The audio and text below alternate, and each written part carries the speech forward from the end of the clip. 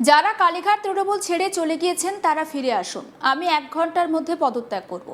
সম্প্রতি ঋতব্রত তৃণমূলে যাওয়া তৃণমূল বিধায়ক এবং নেতা আর এনসিপিআইতে যোগ দেওয়া সাংসদদের এই চ্যালেঞ্জ ছুড়ে দিয়েছিলেন অভিষেক ব্যানার্জি, যা নিয়ে রাজনৈতিক মহলে শোরগোল পড়ে যায়। সোমবার 20 জুলাই এ নিয়ে জবাব দিলেন সদ্য মমতা ব্যানার্জির হাত ছেড়ে ঋতব্রত শিবিরে যোগ দেওয়া প্রবীণ তৃণমূল নেতা মদন মিত্র। সোমবার বিধানসভার সাংবাদিক বৈঠকে মদন মিত্র বলেন, দিন 15 আগে অভিষেক ব্যানার্জির কাছে গিয়েছিলেন তিনি, সেখানে কুণাল ঘোষও ছিলেন। অভিষেক ব্যানার্জিকে মদন মিত্র পরামর্শ দেন, সবকিছুর জন্য দায় স্বীকার করে কমপক্ষে 1 বছরের জন্য সরে যাওয়া উচিত তার। জবাবে নাকি অভিষেক বলেন, আমি সব ছেড়ে দেব, তার বদলে কি দেবে? এরপর নাকি অভিষেক বলেন, আমাকে আমেরিকা ছেড়ে দিক। মদন মিত্র বলেন, সেটা তো কোর্ট অনুমতি দেবে। আমেরিকা যাওয়ার পর যদি না ফেরেন তখন কি হবে? মদন মিত্র বলেন, অভিষেকের কথা শুনে তিনি কার্যত অবাক হয়ে যান। তিনি বলেন, যেন মনে হচ্ছিল আলেকজান্ডার পুরুষ সঙ্গে কথা বলছেন। মদন মিত্র আরও বলেন, সেই সময় অভিষেক ব্যানার্জিকে তিনি বলেছিলেন, বিজেপি জিতে গেছে, তুমি পদত্যাগ করো। মদন মিত্র বলেন, হঠাৎ শুনলাম উনি বলছেন সবাই ফিরে আসুন, আমি পদত্যাগ করব। মদন মিত্রের মন্তব্য, এটাই যদি অভিষেক ব্যানার্জি 15 দিন আগে করতেন এই পরিস্থিতিটাই তৈরি হতো না। ঠিক কি বলছেন মদন মিত্র, শোনাবো। আমিও ছিলাম, আমার সঙ্গে কুণাল ঘোষও ছিল। আমরা দুজনে মিলে আজ থেকে 12 দিন আগে, রাদার 15 days বিফোর, অভিষেক বন্দ্যোপাধ্যায়কে বলেছিলাম, একটা স্টেটমেন্ট করে বলে দে যে আমি সব কিছুর জন্য দায়ী, আমায় আপনারা মুক্তি দিন, আমি সব দায়িত্ব থেকে সরে যাচ্ছি, আপনারা চালান পার্টি, 1 বছর আমাকে অন্য কাজ করতে, কত কাজ করার আছে, ব্যবসা করো, রিসার্চ করো, পড়াশোনা করো। তার উত্তরে অভিষেক আমাদের বললেন যে আমি যে ছেড়ে দেবো তার বদলে আমায় কি দেবে। আমরা বললাম, এটা তো মানে ওই বিয়ের পাকা দেখা নয় যে তুমি গলার হার দেবে, আমি তোমায় আংটি দেবো। এটা সিম্পল পলিটিক্যাল ডিসিশন। তখন বললো, তাহলে আমাকে আমেরিকাটা ছেড়ে দিক। আমেরিকা ওরা কি করে ছাড়বে?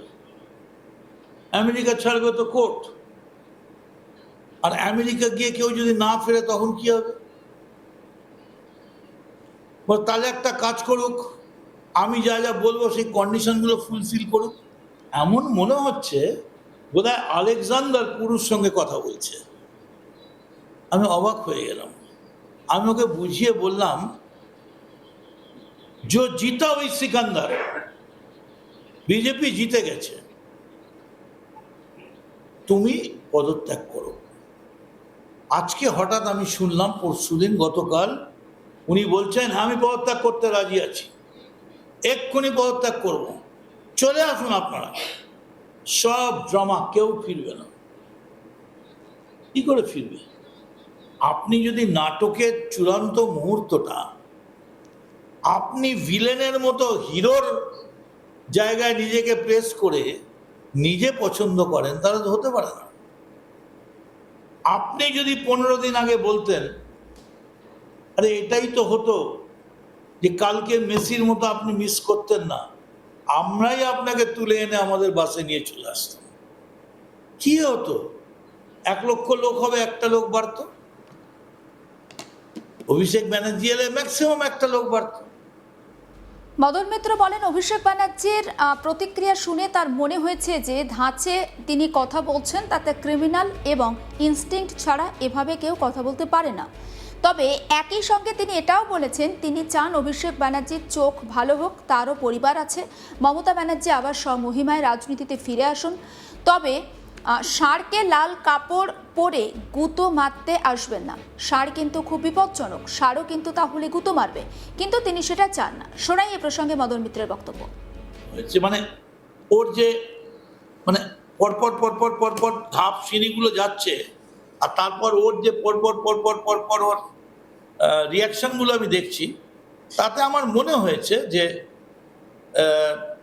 যে ধাঁচে ও কথা বলে, যে টোনেও কথা বলে এবং যে লেভেলেও নিজেকে নিয়ে যায়, তাতে খুব বেশি ক্রিমিনাল ইনস্টিংক্ট ছাড়া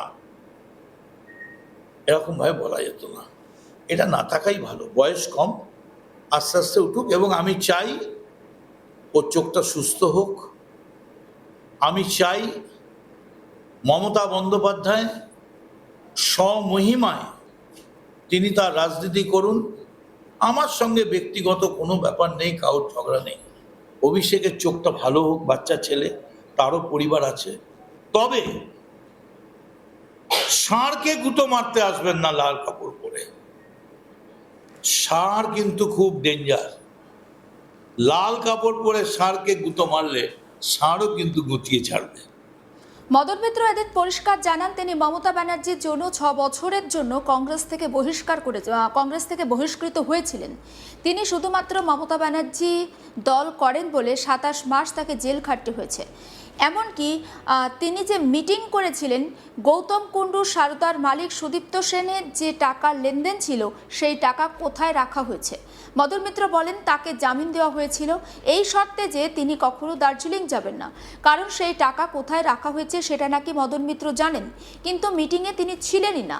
কিন্তু মদন মিত্র সাংবাদিক বৈঠকে দাবি করেন সুদীপ্ত সেন 17 পাতা জবানিতে লিখিতভাবে জানিয়েছেন মদন মিত্রের সঙ্গে সারদার টাকা লেনদেনের কোনো সম্পর্ক ছিল না, কিন্তু তিনি তো জেল খাটলেন। এই প্রসঙ্গে শোনাই মদন মিত্রের বক্তব্য। আমি মদন মিত্র শুধুমাত্র মমতা বন্দ্যোপাধ্যায় করি বলে আমাকে 27 মাস জেল খাটতে হয়েছে, এবং সেই জেল খাটায় মূল প্রশ্ন ছিল 27 মাস ধরে যে ডেলোতে যে মিটিং হয়েছিল গৌতম কুণ্ডু আর সারদার সঙ্গে, কি নাম সারদার মালিকের? সুদীপ্ত সেন। সেখানে যে টাকার লেনদেন ছিল সেই টাকাটা কোথায় রাখা হয়েছে। এবং শুনলে অবাক হয়ে যাবেন, আমাকে বেল দেওয়া হয়েছিল যে তুমি জীবনে দার্জিলিং যাবে না, কার্শিয়াং যাবে না, কারণ ওখানে পাহাড়ের কোথায় টাকাটা রাখা আছে তুমি জানো। কিন্তু মিটিংয়ে তো আমি ছিলামই না। আর সুদীপ্ত সেন একমাত্র লিখিতভাবে বলে গেছেন তার 17 পাতার জবানিতে।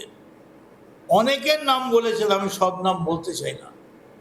বলেছেন মদন মিত্রর সঙ্গে সারদা কোম্পানির কোনো টাকার লেনদেন কখনো কোনোদিন ছিল না। কিন্তু আমি তো জেল খাটলাম। আমি তো ইলেকশনে 3600 মানে 1800 ভোটে হারলাম। সমস্ত আপডেট পৌঁছে দেবো আপনাদের কাছে। নজর রাখুন আজ তাক বাংলায়, সাবস্ক্রাইব করতে ভুলবেন না।